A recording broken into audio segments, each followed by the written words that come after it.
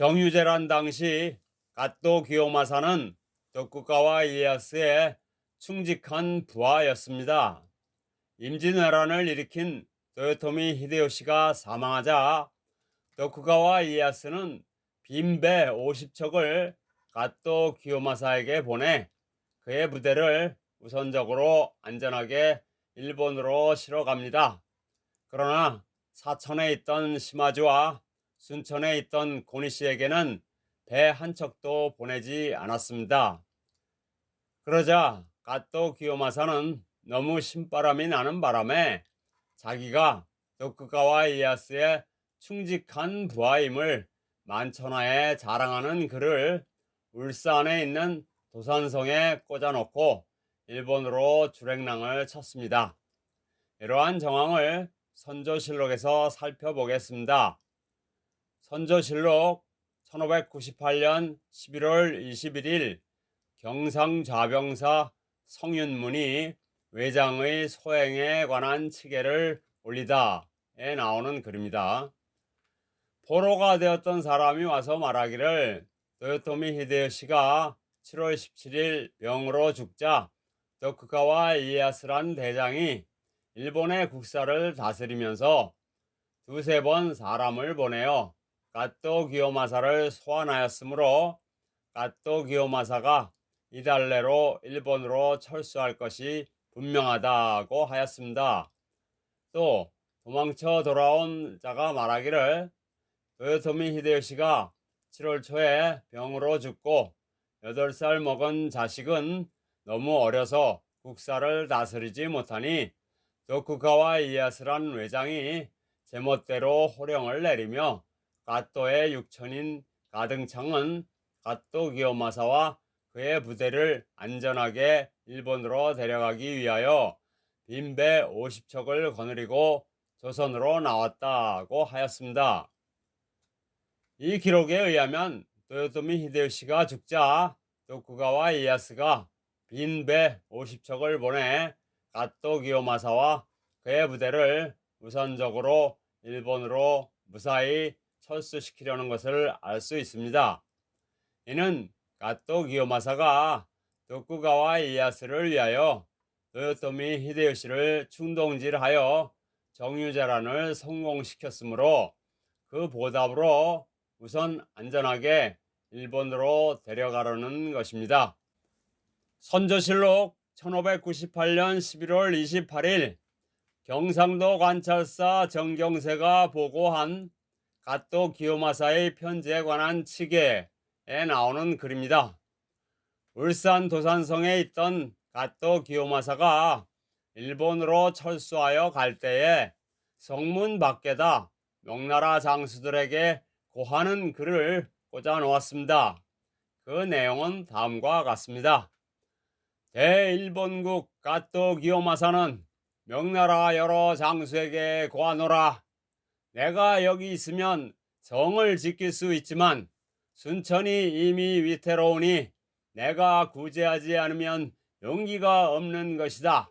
그러므로 내가 먼저 이 성을 비우고 잠시 순천으로 가는 것이니 너희들도 순천으로 오면 내가 자웅을 가리고 승부를 결정지을 것이다. 또 우리 태압 전하께서 지난 8월에 비록 하찮은 질병으로 세상을 떴지만 그의 아들 히데요리가 있고 또 도쿠가와 이에야스님이 계시는데 이에야스님은 문무를 겸비하시어 중국의 주나라 무왕을 보자 하던 강태공과 흡사하니 도쿠가와 이에야스님으로 인하여 우리 일본의 사직이 편안하다 라고 적었습니다.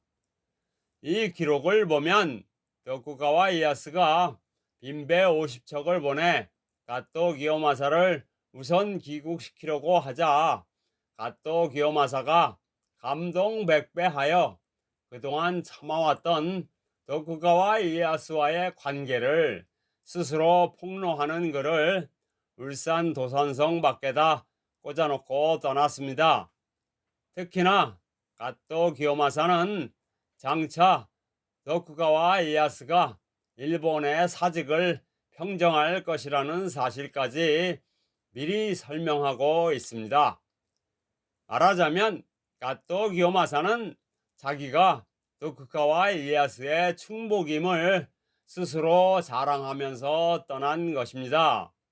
그는 정유재란을 충동질하여 도요토미 히데요시를 지지하는 서군 약 14만 명을 미리 와해시키는 바람에 에도 막부 탄생의 1등 공신이 될 것이라는 사실에 너무나 흥분하여 그만 천기누설을 하고야 만 것입니다. 그는 말로는 순천으로 가서 고니씨를 구원할 것처럼 했지만 실제로는 곧바로 일본으로 도망쳤습니다. 이는 명나라 장수들을 순천으로 몰려가게 하여 자신의 평생 왼수 고니씨와 그의 부대를 조명연합군에게 바치려고 술수를 부린 것입니다. 일본으로 돌아간 가또 기요마사는 도쿠가와 이에야스로부터 거의 황태자급 대우를 받습니다.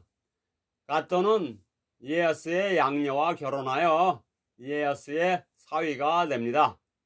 그리고는 세키가하라 전투를 앞두고 도쿠가와 이에야스로부터 특별 휴가를 받아 바다 건너 규슈로 가서 텅 빈 고니시의 영지를 빈집털이하여 바로 옆에 있는 자신의 영지에 편입시킵니다.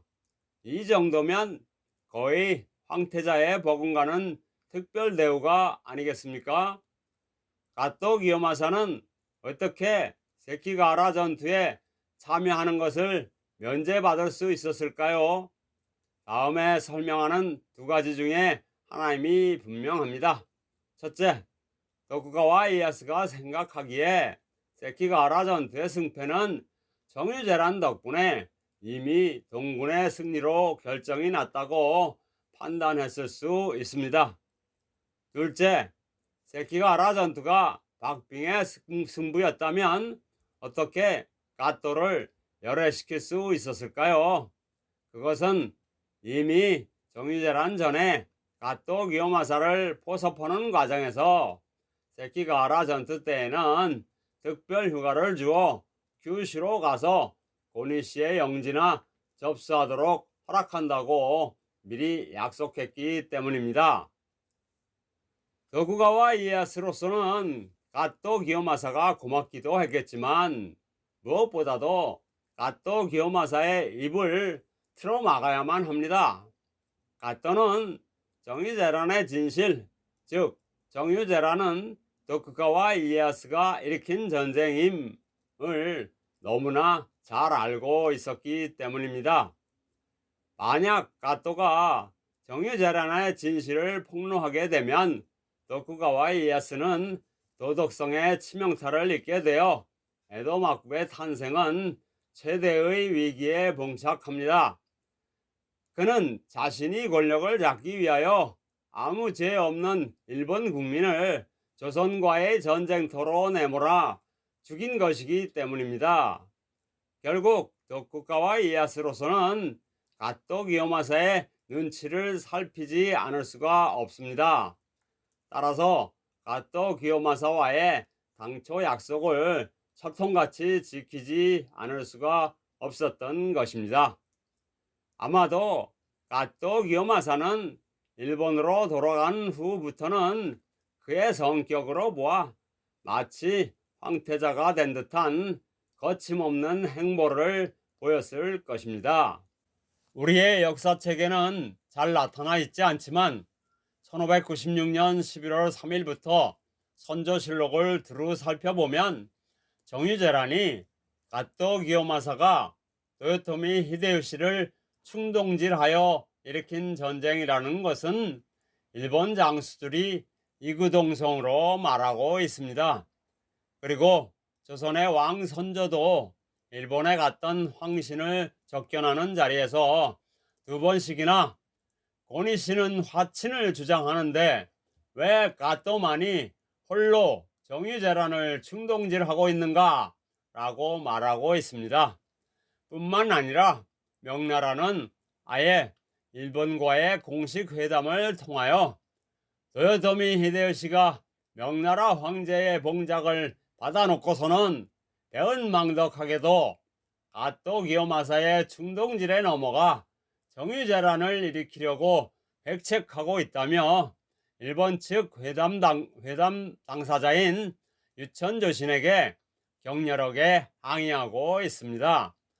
따라서 우리의 역사책에서도 정유재란은 가토 기요마사가 도요토미 히데요시를 충동질하여 일으킨 전쟁이라고 기록하여야 하나 이러한 기록을 찾아보기 어려우니 참으로 그 이유를 알 수가 없습니다. 참고로 우리는 이순신을 압송하게 만든 가토의 조선 상륙일자 가르쳐주기 작전이 고니시의 계략으로 알고 있으나 실상은 도쿠가와 이에야스가 만든 계략으로서 이를 가지고 은밀히 가토를 시켜 교묘하게 도요토미 히데요시를 충동질하였습니다. 그러자 도요토미 히데요시는 이순신을 잡을 수 있다는 감언이설에 속아 가토의 조선 상륙일자 가르쳐주기 작전을 고니시에게 극비로 지시하였습니다. 극비 명령을 받은 고니시는 이 작전이 오로지 도요토미 히데요시가 스스로 만든 작전인 것으로 착각하였습니다. 그래서 고니시는 이 작전을 성공시키기 위하여 마치 자신이 직접 고안한 것처럼 새롭게 포장하여 요시라를 시켜 조선의 왕 선조에게 가르쳐 준 것입니다. 선조의 출정 명령을 받은 이순신 장군은 그것이 외적의 속임수임을 곧바로 간파하고 나라와 백성 그리고 조선 수군을 외적의 속임수로부터 지키기 위하여 출정 명령에 응하지 않았습니다. 그 바람에 이순신 장군은 압송되고 원균이 지휘하는 조선 수군은 칠천량 해전에서 참패를 하여 남해바다의 제권을 일본에 넘겨주는 바람에 정유재란이 일어난 것입니다. 정유재란만 일어나지 않았다면 에도 막부의 탄생은 불가능한 일이었습니다. 왜냐하면 그 당시 일본 내의 병력 규모는 도요토미 히데요시 측이 14만 명임에 비하여 도쿠가와 이에야스 측은 8만 명에 불과했기 때문입니다. 에도 막부가 탄생한 이후에는 조선에서도 정유재란이 도쿠가와 이에야스가 일으킨 전쟁이라는 것을 알만한 사람들은 모두 알게 되었으나 모두들 꿀먹은 벙어리가 되어 가슴 속으로만 울분을 삭히게 되었습니다. 조선 스스로 일본의 술수에 넘어간 것이기 때문입니다. 그러나 결국에는 의협심 강한 교정임금이 도저히 화가 나서 참을 수가 없자 한마디 하고야 말았습니다. 그래도 에도 막부와의 외교관계를 고려할 때 너무 직설적으로 도쿠가와 이에야스가 정유재란을 일으켰다고 말할 수는 없다고 생각하여 약간 우회적으로 말하였습니다. 교정임금은 이순신을 압송한 것이 가토 기요마사의 간사한 모략이었다고 폭로하고 말았으며 이는 요종실록에 그대로 적혀 있습니다. 이러한 발언은 임금이 아니고서는 당시의 분위기로 봐서 아무도 할 수 없는 발언입니다. 아마도 양심이 있는 훌륭한 관료들은 속이 다 후련했을 것입니다. 알면서도 입도 뻥끗하지 못하던 것을 임금이 속 시원하게 대신 말해줬기 때문입니다. 교정임금 시대에는 가토 기요마사가 에도 막부에 가담하여 벼락 출세를 하였다가 일찍 사망한 것은 누구나 잘 알던 사실이므로 교정임금이 말한 가토 기요마사의 간사한 모략이었다는 의미는 에도 막부의 탄생을 도와주기 위한 모략이라는 뜻입니다. 그러나 이러한 교정임금의 훌륭한 발언에도 불구하고 교정임금의 사후에는 점차 일본에서 허위로 만든 협상안 조작서를 그대로 수용하여 정유재난의 발생 원인으로 다시 인용함으로써 역사의 진실을 조선 스스로도 왜곡시켰던 것입니다. 이는 정유재난을 초래한 선조와 조선 조정의 잘못을 감추기 위하여 그 당시의 정권 실세들이 의도적으로 만든 역사의 왜곡입니다. 그들은 조선 왕조가 흔들림 없이 지속되어야만 자신들의 권좌를 유지할 수가 있었기 때문입니다. 그러나 다행히도 현대에 들어서 일본에서부터 협상안 조작설이 허위였음이 밝혀지면서 인터넷 나무위키 임진왜란 편에서도 이를 인용하기 시작했으며 유튜브에서도 협상안 조작설이 잘못된 것임을 지적하는 동영상이 최근에 올라왔습니다.